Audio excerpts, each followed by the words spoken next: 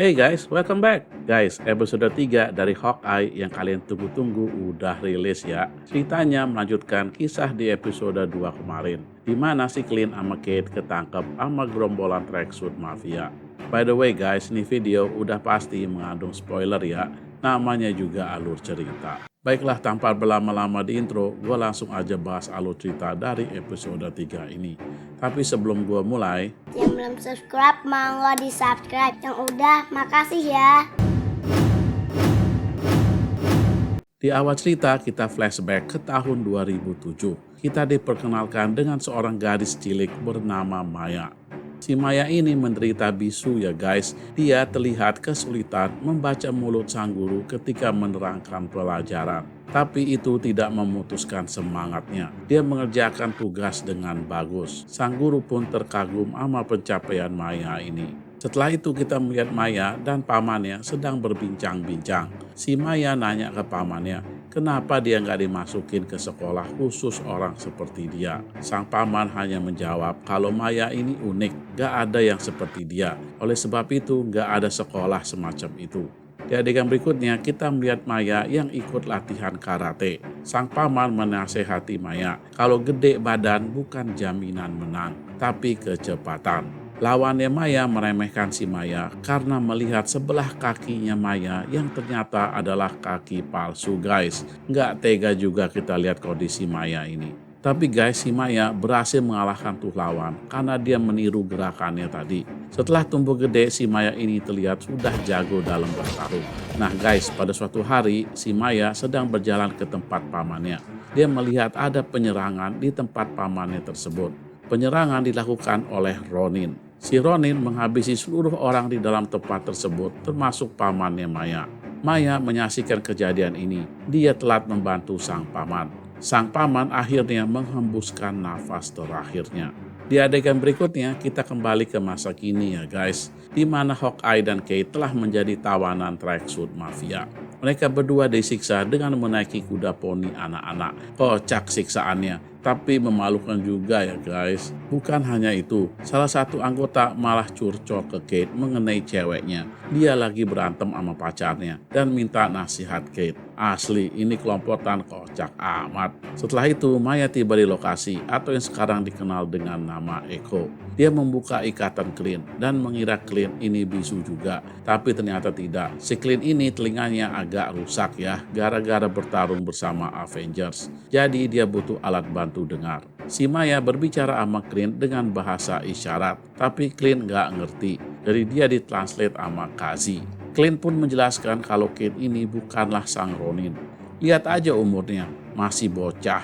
Jadi mana mungkin menjadi Ronin. Echo tetap nggak peduli. Walaupun bukan Ronin, tapi dia ada hubungannya sama Ronin. Clint pun mengatakan kalau Ronin sudah tewas. Yang menghabisi Ronin adalah Black Widow. Echo nggak percaya sama Clint.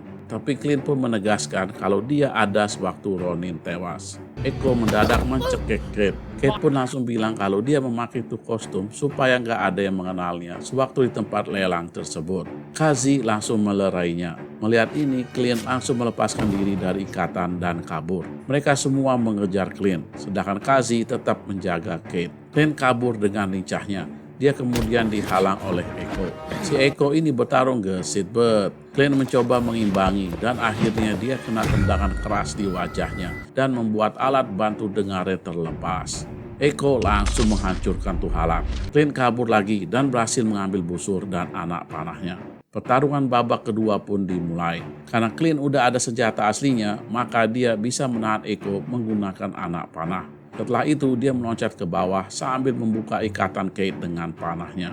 Kate terbebas dan langsung menghajar Kazi. Dengan busur di tangan, gak ada yang bisa menahan Hawkeye. Dia beraksi buas dan menghajar satu demi satu anggota gerombolan tersebut.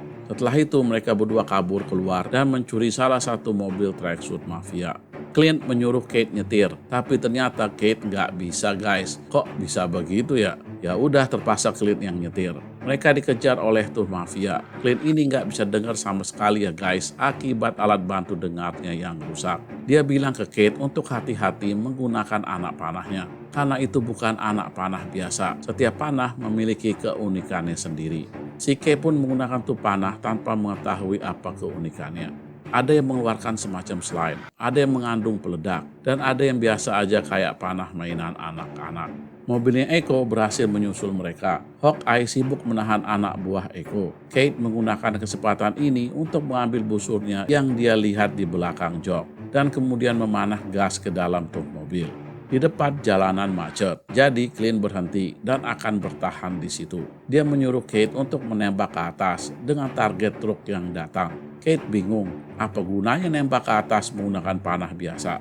Tapi guys, si Kate kaget luar biasa. Ternyata Clint menggunakan panah yang dibekali oleh teknologi yang sama dengan Ant-Man. Tuh panah jadi gede dan langsung menghajar tuh truk. Clint kemudian memberikan sebuah panah lagi ke Kate. Kate bingung, kok ada panah yang ujungnya USB? Apa keunggulan panah ini? Tanpa tahu keunggulannya, dia menodongkan tuh panah ke arah para mafia. Setelah itu, Kate melepaskan tuh panah. Kelompokan tracksuit mafia kira akan meledak. Taunya tuh panah nggak ngefek apa-apa. Kocak habis. Mereka berdua pun kabur dengan meloncat ke bawah jembatan dan mengayunkan diri mereka ke kereta yang lewat di bawah. Mereka berdua akhirnya bisa istirahat di dalam KRL. Bukannya ngebahas kejadian tadi, malah mereka bersamaan mikirin anjing mereka yang sendirian di apartemen. Setelah sampai apartemen, Clint ditelepon sama anak bungsunya. Tapi dia nggak bisa dengar guys. Oleh sebab itu, Kate membantunya dengan menulis perkataan anaknya agar Clint bisa ngobrol sama tuh anak. Keesokan harinya mereka menemui seorang dokter untuk memperbaiki alat bantu dengar Clint. Nah, di markas tracksuit mafia, Kazi menasihati Echo untuk tidak ceroboh kayak tadi. Kelompok mereka itu selalu melakukan kegiatan dengan cara tersembunyi, tapi kemarin membahayakan organisasi. Echo nggak peduli, dia tetap ingin cari tahu keberadaan Ronin dan menyuruh Kazi untuk menyelidiki Clint Burton. Kembali ke Clint dan Kate. Setelah alat bantu pendengarannya Clint kembali normal, mereka ngobrol di sebuah restoran. Si Kate bilang kalau dia udah mantap untuk menjadi seorang pahlawan dan membantu orang yang membutuhkan. Clint hanya jawab kalau pekerjaan itu tidak seindah yang Kate kira. Kate pun kemudian menggambar kostum baru Hawkeye agar dia lebih tenar dibanding Avengers lainnya. Kostumnya konyol guys, apalagi warna yang disarankan Kate adalah ungu. Buset dah, warna janda coy. Clint terang-terangan menolak usul Kate mengenai kostum.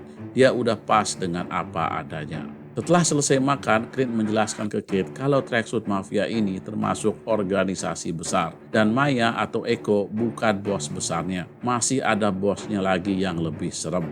Kate kemudian bilang kalau dia mencurigai Jack ada hubungannya sama tracksuit mafia ini. Tapi bukti kurang cukup.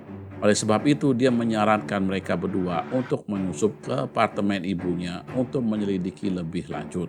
Mereka pun akhirnya menyelinap ke dalam tuh apartemen. Clint kaget juga ngeliat tuh apartemen mewah banget. Dia malah bercanda dan bilang bahwa kerjaan dia selama ini salah. Selagi Kate mencoba menghack komputer ibunya untuk mencari bukti, si Clint malah masih terheran-heran sama tuh apartemen yang mewah.